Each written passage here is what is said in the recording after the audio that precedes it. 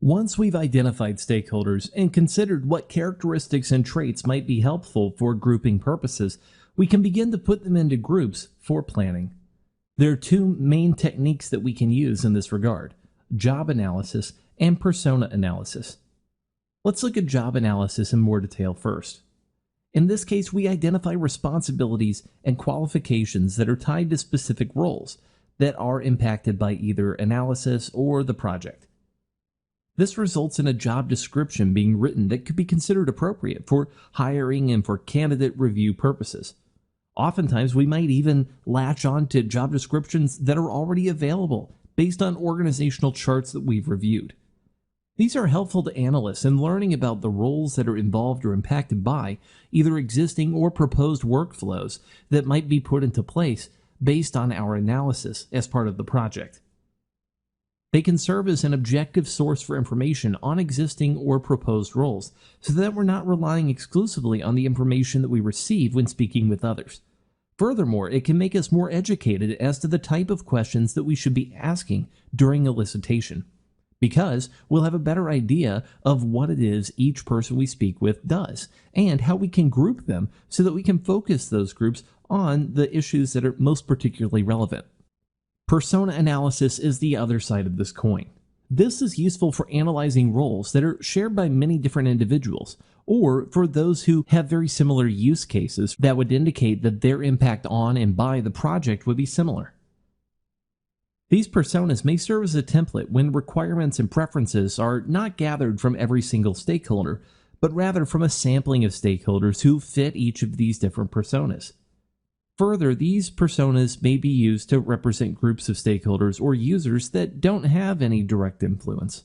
They can serve as a voice of the customer or as an advocate for those frontline employees who we might not be able to speak with directly, at least not en masse. Persona analyses are behavioral and not merely descriptive in nature. They focus on the feeling of the process, not just on the technicals of what the role entails, the way that job analysis might. Traits that we might seek to capture during persona analysis include level of technical acumen. How expert is this type of person with the type of software or type of solution that we're considering?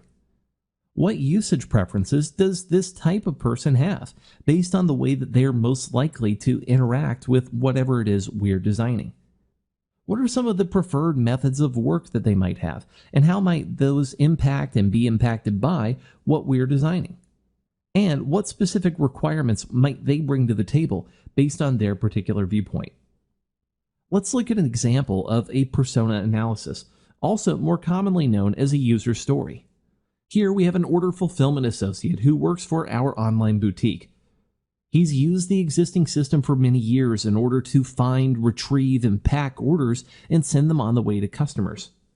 However, he dislikes running back and forth between orders. Oftentimes, it feels like once he gets the information on what should be shipped next, he has to go all the way back to the other end of the warehouse just to make that same circuit again, because that's where the most popular items happen to be.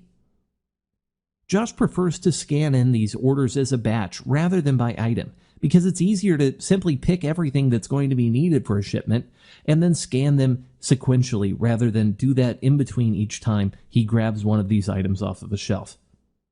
However, he needs the item location and shipping information to be readily accessible so that he's able to find all of these items efficiently, not waste time going back and forth, and knows how to label the box correctly so that it can be sent on to the shipping department. He feels like he's hamstrung by devices that lose power during the day. Sure, having a mobile is handy, and the fact that it has a built-in barcode scanner means that his job is a little bit easier, but when it continues to lose power around lunchtime each day and he has to go and charge it for a while or trade it in for another device which takes some time to boot up, that wastes valuable time that he would prefer spending trying to meet his quota for a number of boxes he's expected to have out each and every day. User stories often follow this kind of format, where they speak about the needs and preferences and behaviors, the likes and dislikes of a particular type of employee. Oftentimes they'll be assigned a name, something clever or funny or easy to remember that can allow us to immediately associate them with a particular type of role. In this case, we know that Josh is one of our linemen because we've given him a last name accordingly. Little techniques like this can help to make these more personable and help you to realize that this isn't simply information on a page, but rather something that has a direct impact on a real person, probably someone within your own organization who you would call a colleague.